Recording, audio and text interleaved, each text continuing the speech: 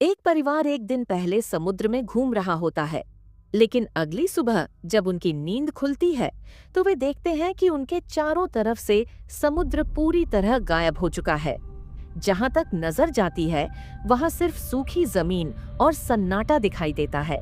पिता तुरंत दिशा सूचक यंत्र और नक्शा निकालते हैं, लेकिन दिशा सूचक यंत्र काम करना बंद कर देता है। तभी उनका बेटा दो बड़े केकड़े लेकर आता है। माँ उन्हें देखकर घबरा जाती है, क्योंकि ऐसे केकड़े आमतौर पर गहरे समुद्र में पाए जाते हैं। इसका मतलब यह होता है कि सिर्फ ऊपर का ही नहीं, बल्कि गहरा समुद्र भी सूख चुका है। पिता नाव से रेडियो चालू कर मदद के लिए संदेश भेजते हैं। हैरानी की बात यह होती है कि संपर्क हो जाता है, लेकिन सामने कोई बचाव दल नहीं, बल्कि डोगेट नाम का एक समुद्री खोजकर्ता होता है।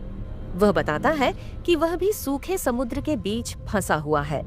बातचीत के दौरान पता चलता है कि पृथ्वी के चुंबकीय ध्रुव अचानक बदल गए हैं। इसी वजह से समुद्र का पानी दूसरी दिशा में चला गया है। कुछ दिनों बाद पानी वापस आएगा, लेकिन जब आएगा तो सब कुछ डूब जाएगा। इसलिए परिवार को जल्दी किसी सुरक्षित जगह पर पहुंचना होता है। परिवार डोगेट की पनडुब्बी की ओर जाने का फैसला करता है। रास्ते में उन्हें एक अजनबी आदमी मिलता है जो पानी मांगता है। पानी पीने के बाद वह अचानक उन पर हमला कर देता है और पिता की मौत हो जाती है।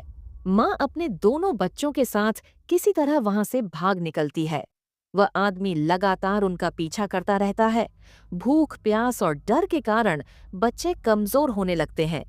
गंदा पानी पीने से बेटा बीमार पड़ जाता है, जिसे माँ अपनी जानकारी से संभालने की कोशिश करती है। रात के समय अजीब अजीब आवाजें आने लगती हैं।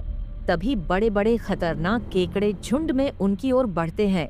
माँ और बच्चे मुश्किल से एक टूटे हुए मालवाहक जहाज पर चढ़कर अपनी जान बचाते हैं। वहाँ उन्हें कुछ जरूरी सामान और एक रेडियो मिलता है। डोगेट बताता है कि ये स्पाइडर क्रैब है, जो आमतौर पर गहरे समुद्र में रहते हैं, लेकिन पानी हटने की वजह से जमीन पर आ गए हैं।